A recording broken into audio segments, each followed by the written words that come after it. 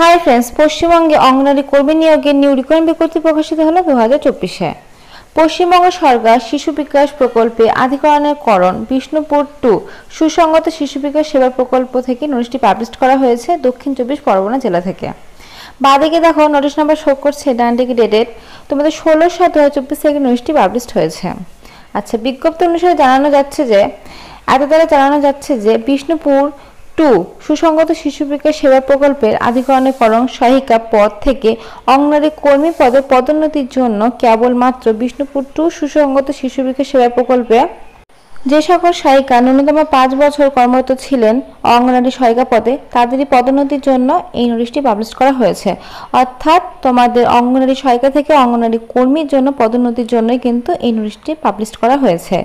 Extra কিন্তু কেউ আবেদন করতে পারবে না। যারা অঙ্গনওয়াড়ি সহায়িকা ছিলেন তাদের অঙ্গনওয়াড়ি সহায়িকা থেকে কর্মী করার জন্য কিন্তু নোটিশটি পাবলিশ করা হয়েছে। সেটা পাবলিশ করা হয়েছে দক্ষিণ 24 পরগনা জেলায় বিষ্ণুপুর 2 থেকে। তারপরে বলেছে তোমাদের সাম্মানিক ভাতা 4,500 টাকা এবং অতিরিক্ত সাম্মানিক ভাতা 4,500 টাকা, টোটাল 9,000 টাকা কিন্তু তোমাদের মান্থলি স্যালারি। আচ্ছা, তারপরে বলেছে দেখো তোমাদের ক্যাটাগরি ওয়াইজ কিন্তু শূন্যপদ ভাগ ভাগ করে দেওয়া আছে। তো টোটাল শূন্যপদ রয়েছে 8টা। তোমাদের এর মধ্যে জেনারেলদের রয়েছে 5টা, তপশিলি জাতির রয়েছে 2টো এবং তপশিলি উপজাতির রয়েছে 1টা। টোটাল কিন্তু 8টা শূন্যপদে তোমাদের এই রিকমেন্ডটা করা হচ্ছে। আচ্ছা, ন্যূনতম শিক্ষাগত যোগ্যতা। আচ্ছা, তোমাদের শিক্ষাগত যোগ্যতা কিন্তু মাধ্যমিক পাস লাগবে। দেখো বলে দিয়েছে মাধ্যমিক পাস থাকতে হবে। এরপরে বলেছে দেখো তোমাদের এখানে রিকমেন্ড হওয়ার জন্য কিন্তু তোমাদের একটা এক্সাম হবে। সেই এক্সামটা যদি তোমরা পাস করো তবে কিন্তু তোমাদের এই অঙ্গনওয়াড়ি সহায়িকা থেকে কর্মী হতে পারবে। আচ্ছা, তোমাদের এই রিক্রুটমেন্টের জন্য ফার্স্টে তোমাদের একটা অ্যাপ্লিকেশন ফর্ম রয়েছে। তো সেই ফর্মটা ফিল আপ করে বিষ্ণুপুর 2 এ আইসিটি সংক্রান্ত যাবতীয় কাজ যে অফিসে করে সেই অফিসে তোমাদের জমা দিতে হবে। তারপরে কিন্তু তোমাদের এক্সামের ডেটটা কিন্তু দেবে। আচ্ছা, নিচের দিকে দেখো তোমাদের বয়সটা কিন্তু মেনশন করা রয়েছে। তোমাদের কিন্তু দেখো বলেছে তোমাদের 60 বছরের মধ্যে কিন্তু বয়সটা হতে হবে। বর্তমান সরকারি নির্দেশিকা অনুযায়ী পদোন্নতির মাধ্যমে অঙ্গনওয়াড়ি কর্মীদের নিযুক্তর বয়সসীমা 60 বছর হতে হবে। তো 60 বছরের মধ্যে যদি তোমাদের বয়সটা হয়ে থাকে তাহলে কিন্তু তোমরা আবেদনটা করতে পারছো। বিজ্ঞপ্তি তারিখকে ভিত্তি করে আবেদন কর্মী 60 বছরের বয়স কিন্তু তোমাদের চেক আউট করে নেওয়া হবে। আচ্ছা, স্থায়ী বাসিন্দা, ওখানকার স্থায়ী বাসিন্দা কিনা তার জন্য কিন্তু তোমাদের স্থায়ী রেসিডেন্সের সার্টিফিকেট দিতে হবে। অর্থাৎ আধার কার্ড, ভোটার কার্ড বা ড্রাইভিং লাইসেন্স বা ইলেকট্রিক বিল এই সমস্ত দিয়ে কিন্তু তোমরা প্রুভ করতে পারো। আচ্ছা, তারপরে তোমাদের বলেছে দেখো অভিজ্ঞতা তো তোমাদের আছেই, যেহেতু অঙ্গনওয়াড়ি সহায়িকা পদে তোমরা কাজ করেছো, কিন্তু মিনিমাম কিন্তু 5 বছরে তোমাদের অভিজ্ঞতাটা লাগবে। আচ্ছা, যে পরীক্ষার কথা বললাম সেই পরীক্ষা দেখো এখানে নিচে দেখো মেনশন করা রয়েছে।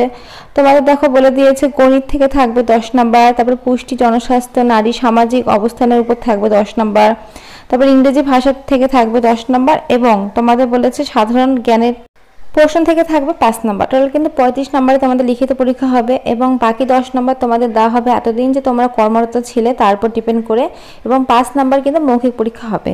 এই টোটাল কিন্তু তোমাদের 50-এর মধ্যে পরীক্ষা হবে। যে সর্বোচ্চ নাম্বার পাবে অঙ্গনওয়াড়ি সহায়িকা থেকে অঙ্গনওয়াড়ি কর্মী পদে পদোন্নতিটা হবে।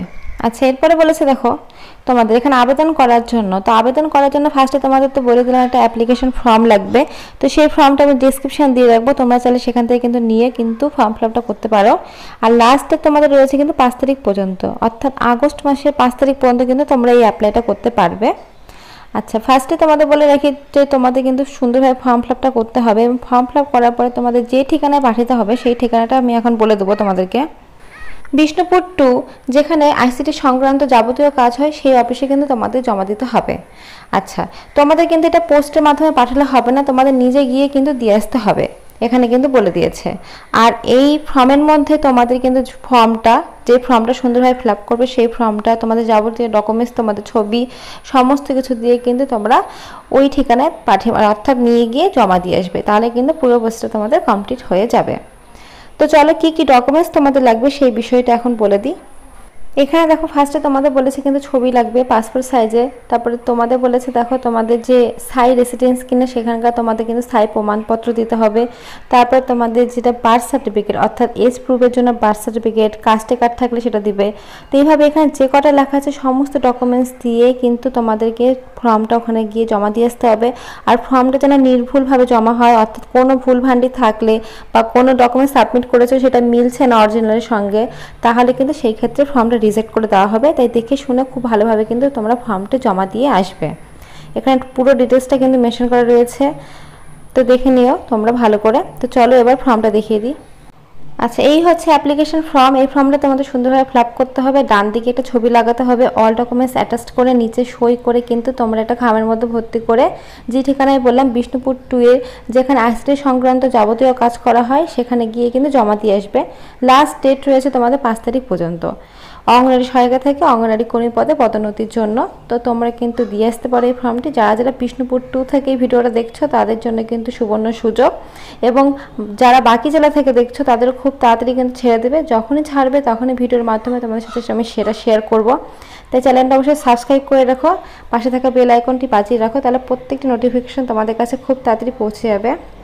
আর আমি ডিসক্রিপশনে লিঙ্ক দিয়ে রাখবো এই ফর্মের অ্যাপ্লাই লিঙ্কটা, অর্থাৎ নোটিশ লিঙ্কটা। তোমরা চাইলে সেখান থেকে নিয়ে কিন্তু ফর্ম ফিল আপ করে জমা দিতে পারো। তো ফ্রেন্ডস, আজকের মতো এইটুকুই। ভিডিওটা দেখার জন্য অসংখ্য ধন্যবাদ। Thank you.